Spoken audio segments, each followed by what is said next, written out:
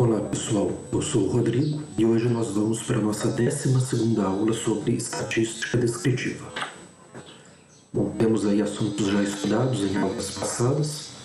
A gente está nessa seção de medidas de posição para dados agrupados em classes. Então, vimos a média, a moda e a mediana nesse contexto e hoje nós vamos falar de outras medidas de posição nesse contexto. Então, nós vamos começar falando do quartil, e o quartil está na mesma linha de raciocínio da mediana. A gente já viu que a mediana é o valor que divide o conjunto em duas metades. Metade dos valores ficam abaixo da mediana, metade acima. No caso do quartil, a gente aumenta essas subdivisões. A gente trabalha com 3 quartis, e os 3 quartis dividem o conjunto em 4 partes iguais. Então, nessa linha de raciocínio, o primeiro quartil ele tem 25% das informações abaixo dele, 75% acima. O segundo quartil é a própria mediana. Metade das informações abaixo dele, metade acima. E no terceiro quartil, 75% das informações estão abaixo dele, 25% acima. Essa ideia de quartil pode ser generalizada para quantas divisões a gente quiser. Não precisa ser só 4 divisões, o conjunto de observações. A gente pode generalizar. Daí a gente trabalha com o quantil, que é uma generalização do quartil, da mediana, e a gente chama quantil de ordem P, essa notação aqui, uma proporção do conjunto todo. Vamos ver aqui com alguns exemplos, que é da ordem de 0,25. É o nosso primeiro quartil. Então a gente pode chamar de primeiro quartil ou de 25º percentil. Dá a entender que 25% das informações estão abaixo dessa medida. Esse daqui, o quantil de ordem 0,5. Ele é o segundo quartil, que por sua vez é a mediana, e podemos chamar também de 50º percentil. Essa outra medida aqui, o quantil de ordem 0,75, é o terceiro quartil, e podemos chamar de 75º percentil. Esse daqui já não é quartil nenhum, Ele é o 40º percentil e, alternativamente, podemos chamá-lo de quarto decil. Aqui está definido aqui só pela casa decimal, Podemos chamar de decil. E esse daqui? Esse daqui não é nem decil, nem quartil.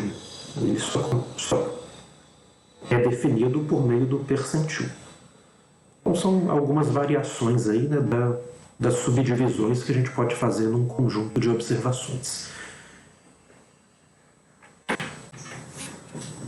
Bom, a nível de cálculos, nós vamos trabalhar somente com os quartis. Então vamos obter os quartis da variável salário dos funcionários que nós trabalhamos na aula passada. Vamos obter, então, o primeiro e o terceiro quartil. O segundo quartil é a mediana, nós já trabalhamos. E o nosso ponto de partida é o seguinte: nesse conjunto nós temos 36 observações. E como os quartis dividem o conjunto em 4 partes, vamos fazer essa divisão aqui, por 4. E daí, em cada parte, teremos 9 observações. E para obter esses quartis, a gente vai utilizar o raciocínio da frequência acumulada, igual nós fizemos para a mediana. Então vamos começar aqui. Para chegar no primeiro quartil, nós temos que passar por 9 observações. Então, primeira classe temos 7 observações, não chegamos em 9. Quando a gente vai para a segunda classe, passou por 9 observações. Então, o primeiro quartil está aqui na segunda classe.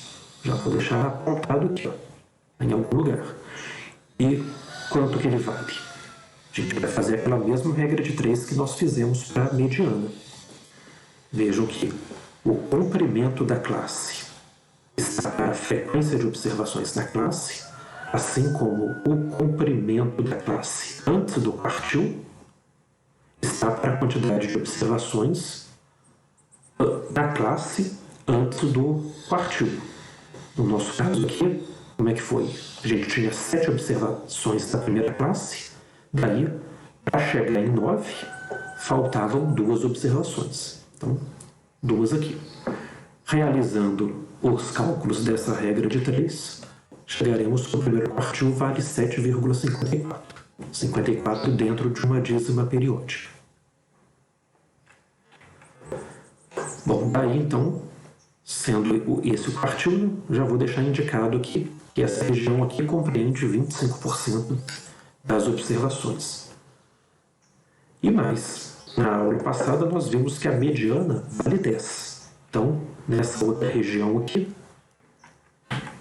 temos um total também de 25% das observações. Vamos dar continuidade para obter o terceiro quartil.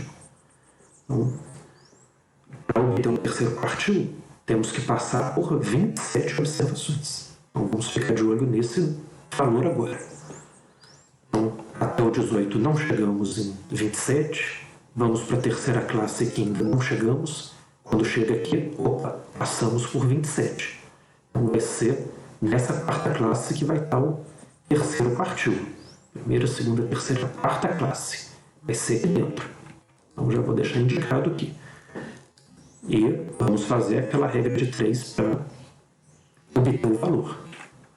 Então, temos que o comprimento da classe 16 menos 13 está para a quantidade de observações da classe, assim como o comprimento da classe antes do quartil está para quanto dessa vez? Qual o valor?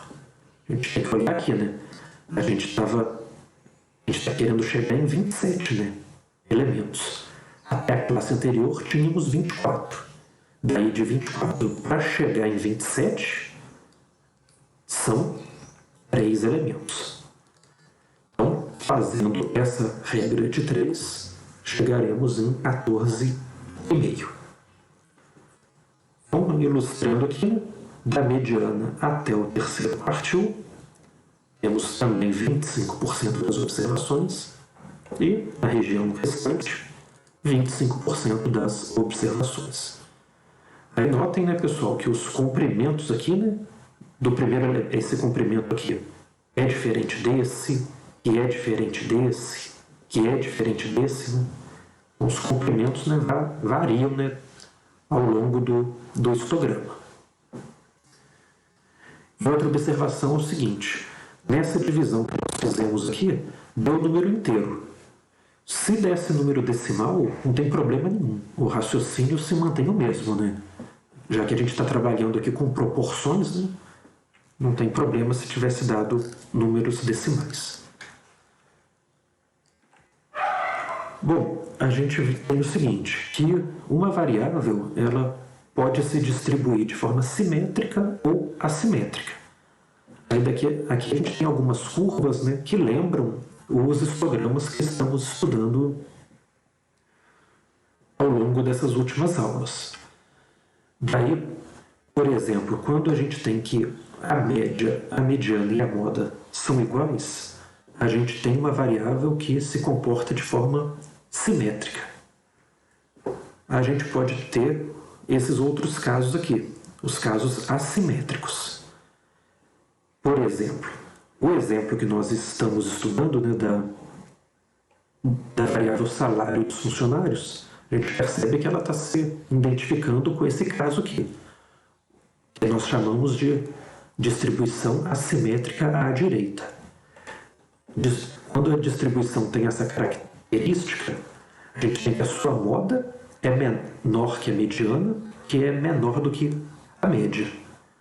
No nosso exemplo, isso de fato ocorreu. esses cálculos aqui, né, nós já fizemos em aulas passadas, e essa relação aqui entre as medidas ocorreu. No exercício que eu venho deixando para vocês resolverem, que é a nota dos alunos, a gente percebe que essa variável está se identificando mais com essa situação aqui. Os dados estão se distribuindo de uma forma assimétrica à esquerda. No caso, os dados estão se concentrando mais à direita dos dados, né?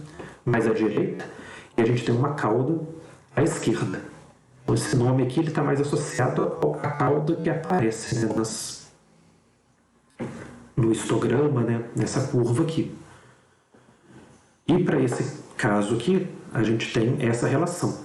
A média é menor que a mediana, que por sua vez é menor do que a moda.